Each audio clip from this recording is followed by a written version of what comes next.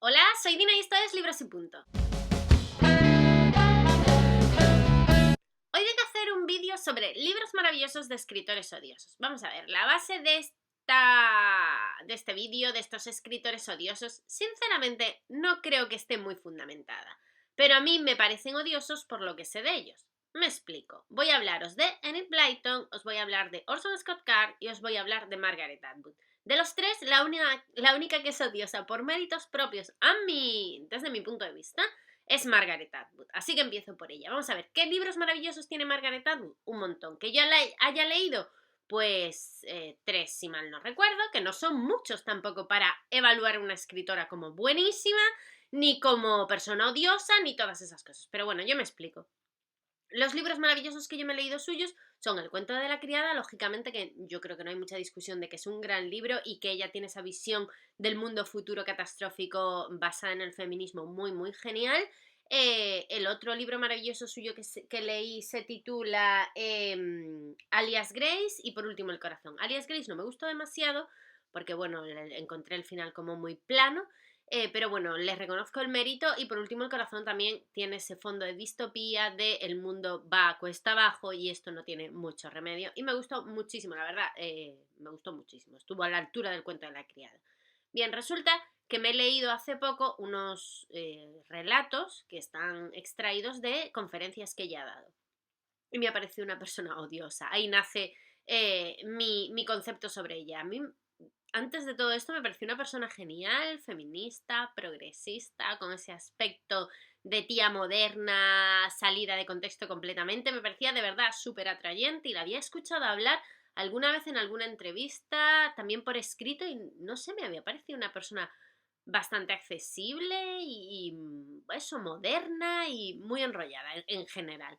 Pero después de leer estos extractos de sus conferencias, me ha parecido una persona muy engreída y no me ha gustado nada. Y además, dices tú, bueno, en una conferencia se le pudo ir un poco de las manos y chulearse un poco o hablar desde un punto de vista muy determinado, pero es que en todos y cada uno de los extractos que aparecen en este libro se la ve, pues eso, pagada de sí misma, engreída, con un concepto de superioridad horroroso.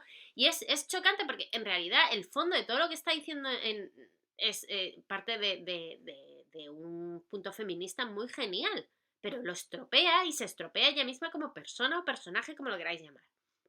El segundo autor de esta lista es Orson Scott Card. Vamos a ver, y este ya no tiene tanto fundamento.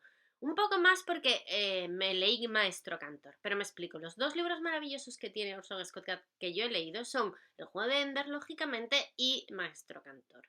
Vamos a ver, yo leí El juego de Ender y me alucinó, me encantó esa visión filosófica, eso de todo el fin justifica los medios, esa versión como un poco maquiavélica de un futuro espacial. De verdad, me gustó muchísimo y me pareció que estaba muy, muy bien escrito y muy bien traído. Al acabar el libro me enteré de que Orson Scott Card, por lo visto, era una persona homófoba, perteneciente a una religión, no sé si es mormón, ahora no estoy muy seguro, y como muy extremista y muy... Pero todo esto yo lo oí, no lo sabía ciencia cierta. Y entonces como que lo taché de mi lista, de mi vida y no lo iba a volver a leer nunca más. Pero luego me di cuenta de que mm, aquello no tenía demasiado fundamento más que unas declaraciones que hizo que se podían coger con pinzas. Hombre, algo decía, se le veía el plumero en plan homófobo, algo decía. Pero bueno, quise seguir leyendo algo suyo para hablar eso, con más conocimiento de causa. Y me leí Maestro Cantor. Y me gustó un montón. Y me sorprendió la manera de manipular al lector que tiene. Porque realmente si yo no hubiera leído ese libro pensando que este hombre era detestable, no hubiera visto la segunda lectura que tiene ese libro y se me hubieran metido en la cabeza ideas con las que yo no estoy de acuerdo en absoluto, porque en Maestro Cantor nos hablan de una relación entre dos hombres.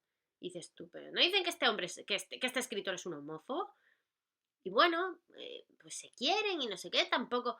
Bueno, hay un poco de drama y desgracia, pero no, bueno, yo no veía más allá de mis narices, sinceramente. Y resulta que cuando acabé el libro y me paré a pensar, luego también debo reconocer que leí algunas reseñas en Goodreads que me llevaron por ese camino, el camino de que realmente todo lo malo que les pasaba les pasó por ser homosexuales.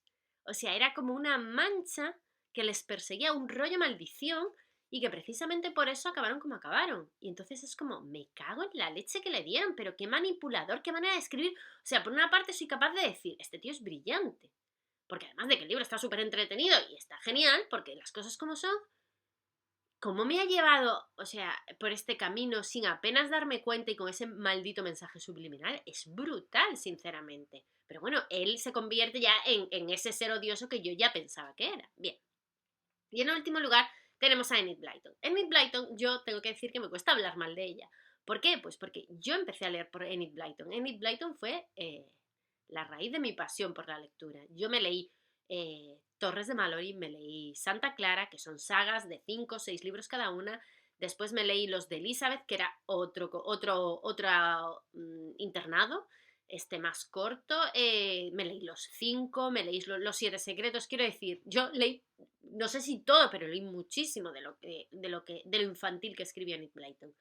Bien, resulta que me enteré a posteriori que Enid Blyton pues jugueteaba o coqueteaba con el nazismo, que era súper machista, que era racista y todas esas cosas. Entonces, claro, dices tú, señora del demonio. Después he leído alguna entrevista de sus hijas en las que dicen que era una señora horrible, o sea, como madre. Como madre era una señora que no hacía caso a sus hijas, pasaba ellas completamente, era muy autoritaria y además sus 2 hijas lo dicen y en repetidas ocasiones que era una persona muy desagradable con ellas, no tenía ningún instinto maternal y demás.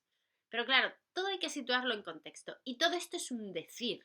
Lo que dicen sus hijas, esto del nazismo no está, no hay base ninguna, quiero decir.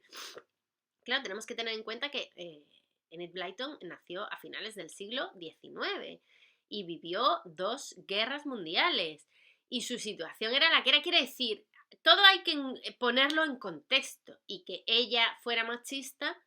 Bueno, ¿cuánta gente de esa época no lo sería? O sea, abuelos y gente que conocemos o que hemos conocido a lo largo de nuestra vida que lo son, porque también la educación que recibieron fue otra. No sé, no lo estoy justificando en absoluto, pero quiero decir que era machista, bueno, porque en sus libros todos sus personajes femeninos se dedicaban a las tareas del hogar, no trabajaban, no sé qué, no sé cuánto. Bueno, pero ella trabajaba, ella como persona trabajaba y se ganaba bien el dinero.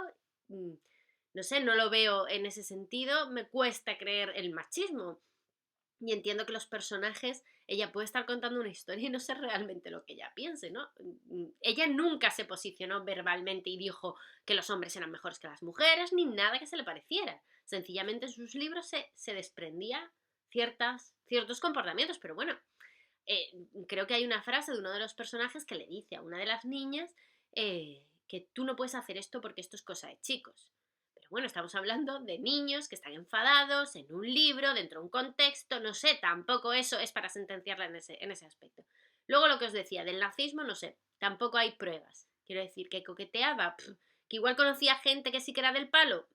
Quiero decir, ¿tú no conoces a nadie de Vox que vote a Vox o a nadie que vote al PP? ¿Y eso qué? ¿Eso dice algo de ti? No creo. O sea, no me parece que sea determinante para sancionarte a ti como persona, o sea, para decir que tú eres eso. Y bueno, racista creo que sí que era un poco racista, eso ya no lo puedo yo tapar de ninguna de las maneras. Siempre los malos eran los extranjeros, los negros eran los ladrones, siempre que había un delito, lo que fuera, en sus historias siempre cojeaba de ese pie. Después creo que tiene un cuento, yo no lo conozco, en el que hay una muñeca que es fea y negra y todos los demás muñecos la marginan y la odian, no sé cuánto y un día sale a la lluvia, se limpia y entra y está blanca y entonces todos la quieren, no sé qué. Bueno, ahí pues es difícil ocultar la vena racista de Enid Blyton que la debía de tener. Pero claro, todo esto estamos hablando, vuelvo a insistir, en una persona nacida a finales del siglo XIX y vete tú a saber cómo eran el resto de escritores del momento en ese sentido exactamente.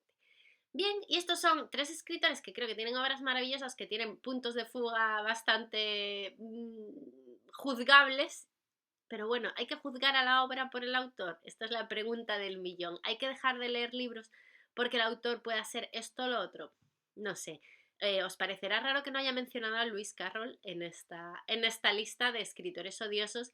pero con Lewis Carroll pasa algo bastante significativo en cuanto a todo lo que se dice de él, y es que no hay ninguna prueba en absoluto. Y entonces, pues yo, mi libro favorito que colecciono, hablar mal de Lewis Carroll, pues no me apetece. No me apetece, no sé, pues si es verdad, maldito, tengo que separar obra y autor porque a mí Alicia me sigue gustando. Y nada, eso es todo por el vídeo de hoy. Cualquier cosa me la decís en los comentarios y yo como siempre os contesto. Y nada más, hasta luego.